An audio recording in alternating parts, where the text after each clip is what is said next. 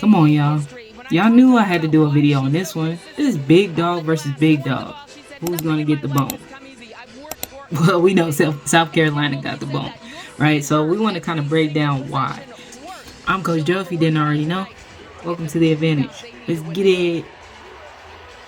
Both teams got some dogs. They got some players that can go. All the players on LSU can get buckets, and all the players on South Carolina can get buckets. And that's the thing. The difference between LSU and South Carolina is the depth. In their starting five, South Carolina's tallest player is 6'4". I did not know Chloe Kitts was 6'4". Now, not only do they have her, but they have Sanaya Fagan, who is 6'3", and those two started. Twin towers on defense. Not only that, but they don't move like big girls.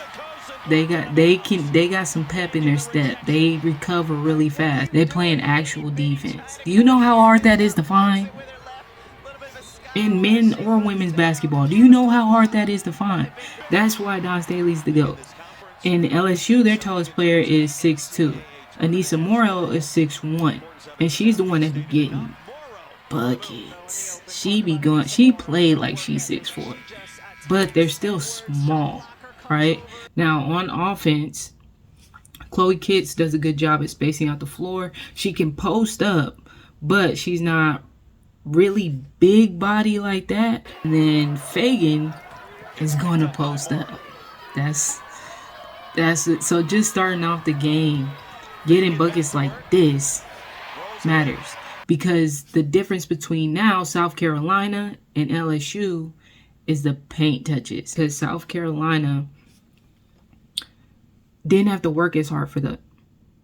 Their plays include getting that ball into the post, right? And because their posts are bigger, it's a lot easier, right? Not only that, but they have shooters surrounding their post. So like a couple years ago, 2 years ago, they didn't have this. Now they got shooters surrounding the bigs. So now you get paint touches, double team, kick out, three. Even on this night, they wasn't shooting that good. They weren't shooting that good. It doesn't matter though, because the shooters are still a threat. It ain't like they can't shoot. And this was the three to start off the game.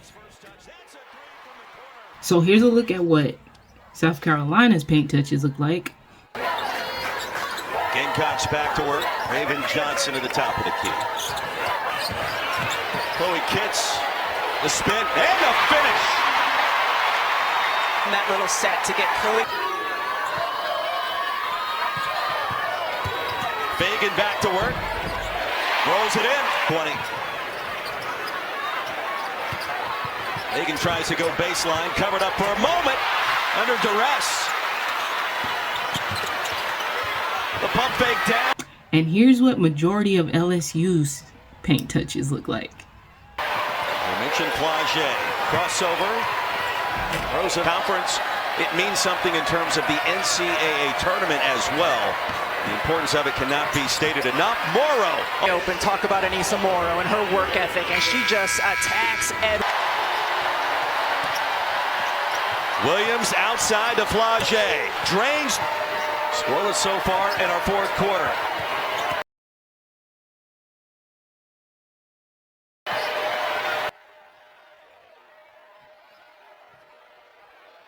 Plage with 6 to shoot.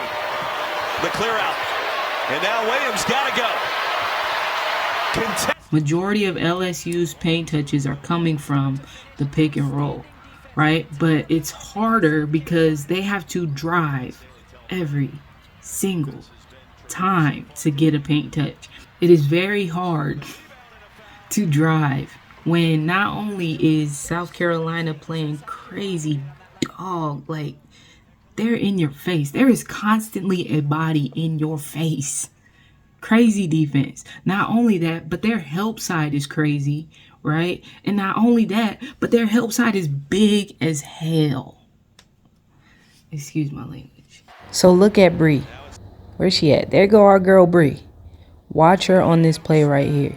She came from the other side of the court. Now that goes beyond help to help her. I'm pretty sure coach did not tell her to do that. That's why I'm saying it's her defensive IQ.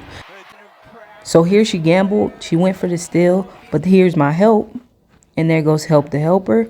And not only do they try to stay in front of them, they're going for steals. They're going for blocks. They're really trying to get after it. They're just not settled with just getting a stop.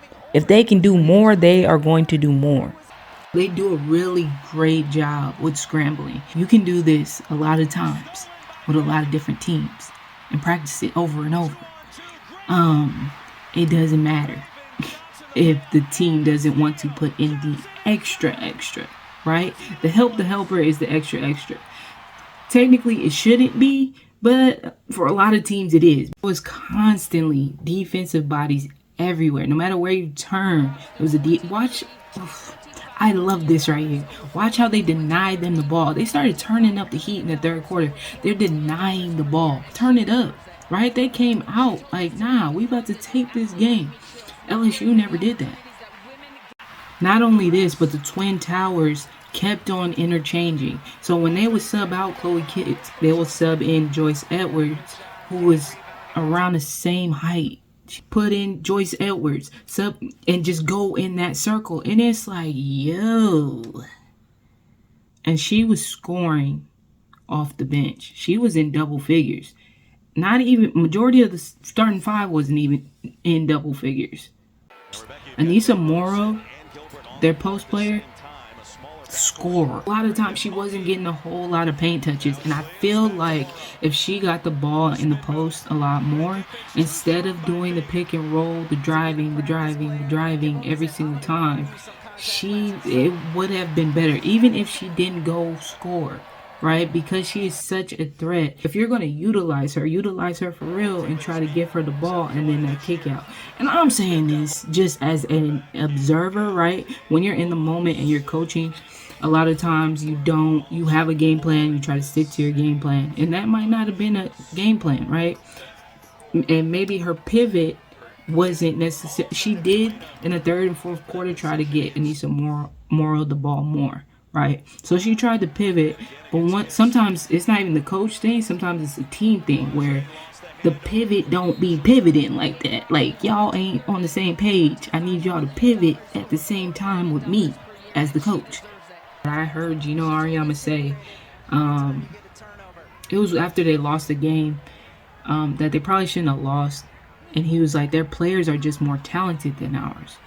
And basically what he was saying is, your team can be good, right? Your team can be fundamentally sound, they can be good, they know how to play basketball, they know how to score and all the things.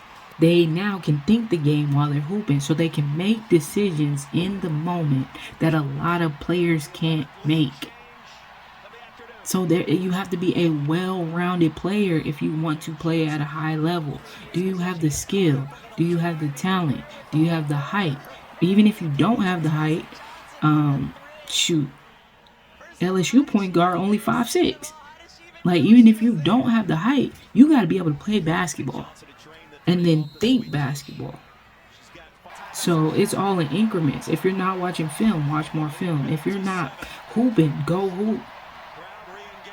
If you're not willing to go after it and be a dog for real, that's what teams are looking for.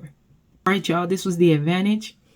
We just went over a couple of things and basically how to just watch a game and how to break it down, even for yourself. If you watch something, this is how to do it for yourself, and just surface level. This isn't like super in-depth. This is something that anybody can do. So we can go more in-depth, and I might actually do another video.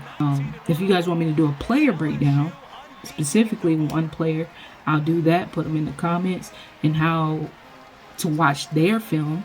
So I'll go over film for them, right? And you can use it for how to watch film for yourself, right? How to look at it in depth. I might do that just for y'all, just so y'all know how to make it do what it do, how to get better and things like that. All right, peace.